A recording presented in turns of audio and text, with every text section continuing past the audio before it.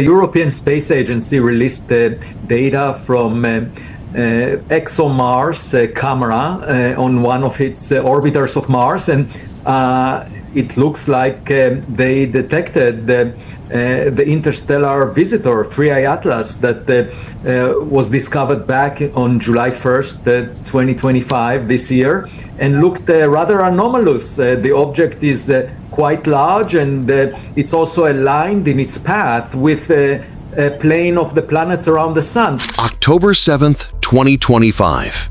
Across the world, screens flickered as the European Space Agency unveiled humanity's first close-up look at 3IATLAS, the mysterious interstellar visitor brushing past Mars.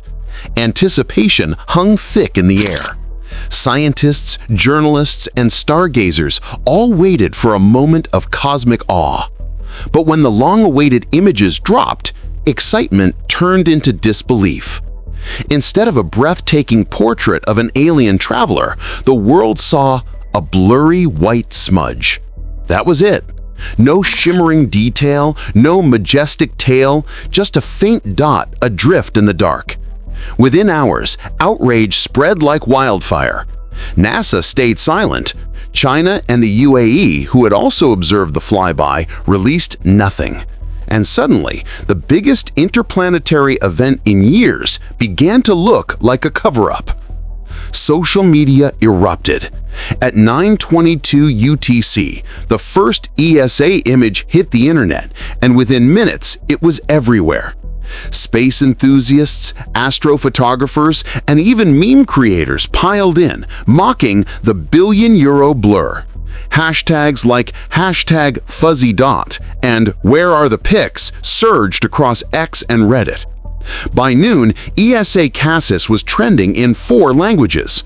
Armchair experts began zooming in, brightening and enhancing the frame, convinced there had to be more hidden inside the noise. Comparisons started pouring in.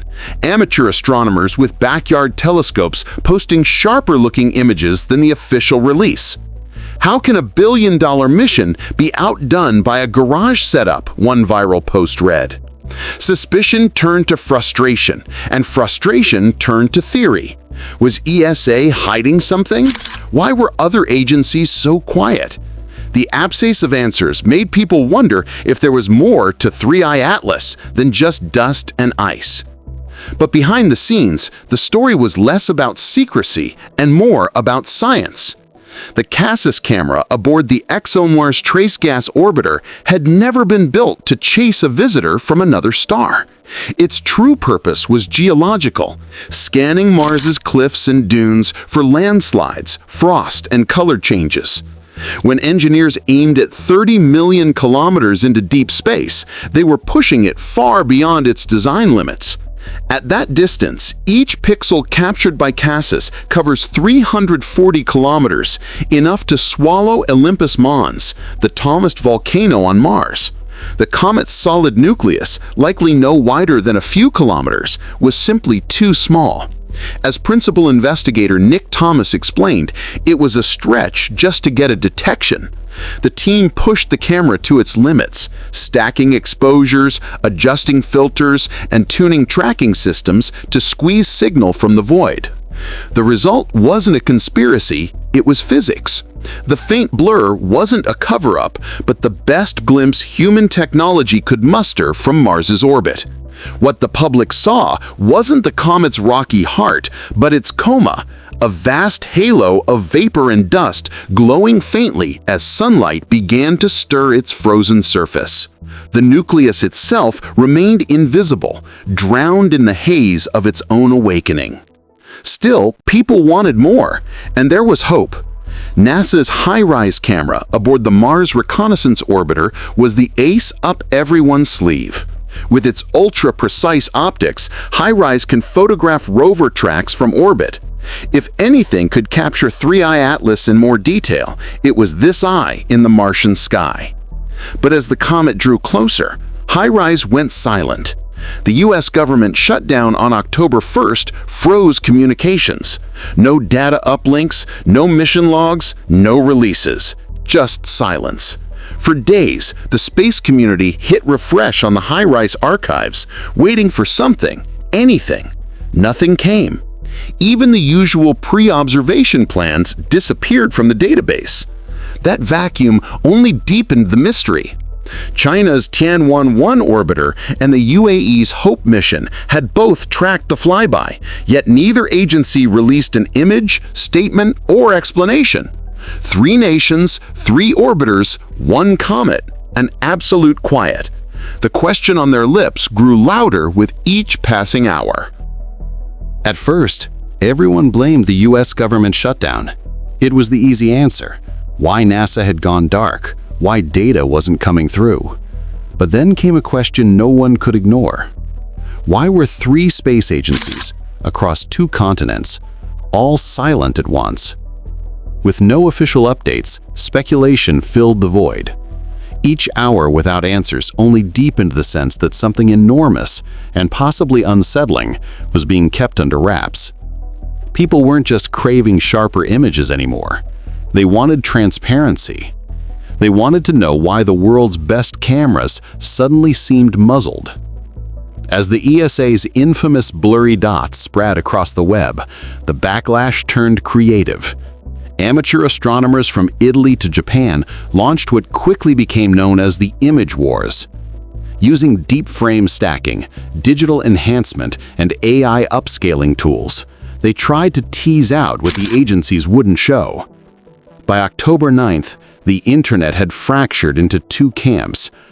One side claimed victory. They insisted they could see a solid core, maybe even a faint tail or a gas jet, proof that the billion-euro orbiter had been outperformed by backyard gear. The other side, more skeptical, said it was all illusion, noise and wishful thinking masquerading as science. Among the believers stood Maya Trin, a respected comet hunter from Melbourne. Her passion electrified the debate. She posted a sequence of processed images, each annotated with glowing lines and arrows, highlighting what she called non-random streaks. Her thread exploded across social media, tens of thousands of shares, endless arguments, and a growing suspicion that professional astronomers were hiding something. But the professionals pushed back. They filled comment sections with technical breakdowns and image simulations, explaining how digital stacking amplifies background noise, how even a cosmic ray or a hot pixel can morph into what looks like structure. They warned that AI upscaling doesn't create truth, it just makes errors prettier. Soon, jargon flooded the forums: sigma clipping, deconvolution, pareidolia. Internet sleuths argued over every term as they dissected the images frame by frame. Some even calculated that, given Cassis's 340 kilometers per pixel resolution, no amount of processing could possibly reveal a nucleus only a few kilometers across. Still, people wanted to believe, and belief spreads faster than math. Meanwhile, anonymous posts started popping up. Hints of missing data, whispers about telemetry depths, and even supposed leaks from within ESA. The rumor mill spun faster than any comet, and soon the entire internet's appetite hinged on one thing: proof. Radio signals, trajectory logs, timing data, anything measurable, anything real. Then came a twist no one expected, from Mars itself. Mallory Leifeland, the Perseverance rover's shift lead, made a bold decision that wasn't in the playbook. On October 7th, she greenlit a spontaneous 10-minute sky scan, pointing the rover's nav cam toward the heavens in hopes of catching 3IATLAS as it streaked by. When the frames came back, there it was, a faint diagonal streak across the image, 1 pixel wide, nothing more. At first, it looked like a glitch, maybe a cosmic ray hit. But when the team ran the timing, the line matched 3IATLAS's predicted flyby to the second. Simple math painted an astonishing picture. A comet traveling 90 kilometers per second would cover about 54,000 kilometers in those 10 minutes. the same length as the navcam smear. If the exposure had lasted the full sequence, the streak made perfect sense. A blur caused by an object racing through deep space. Faint, but real. But there was a catch, a troubling one. If the camera had taken a shorter exposure, then the streak shouldn't have been that long unless the source was much closer, maybe even within Mars's own orbit. The missing FITS header data, the file's digital fingerprint, held the key, but it remained locked inside NASA servers. For now, all anyone had was that streak, a single, silent trace of motion against the Martian sky. Was it the comet, or something else moving fast in the dark? Mallory's 10-minute gamble had done more than capture a mystery. It gave the world's first concrete data point, a 54,000-kilometer question mark that no one could yet answer. And as scientists prepared for the next round of radio checks, one truth became clear. The hunt for 3IATLAS was no longer just about a comet. It was about trust, in data, in institutions, and in what humanity was really seeing out there. When the Perseverance rover's sky scan was traced back, analysts noticed something eerie. The streak from Jezero crater pointed almost exactly toward a patch of sky that had haunted scientists for nearly half a century. The coordinates of the WOW signal. In 1977, a radio telescope at Ohio State caught a 72-second burst at 1420 megahertz, the frequency of hydrogen, the building block of the universe, and, coincidentally, the one any intelligent species might choose to announce itself. The signal was so distinct that astronomer Jerry Amon famously circled it and scrawled a single word in the margin: "Wow." Its source was never found. The mystery, however, never faded. Now, in 2025, with comet 3I/ATLS gliding within a few degrees of that same sky region, the coincidence hit like a lightning strike. Forums lit up with speculation, equations, and late-night theories. Amateur scientists grabbed calculators and napkins, estimating that to match the WOW signal's intensity from a distance of 600 astronomical units, a transmitter would need to blast out half a gigawatt, the kind of power you'd get from an entire power plant, but aimed like a laser straight at Earth. But when people checked for new data, for radio readings, spectrum dumps, or even a denial, there was nothing. No observatories had released hydrogen line data from the flyby. No collaboration announcements. No public listening sessions. Not even a no signal detected. The silence had moved beyond images. It was radio silence too. And silence, in science, is never neutral. As the comet swung closer to the sun on October 8th, it slipped behind the blinding solar glare.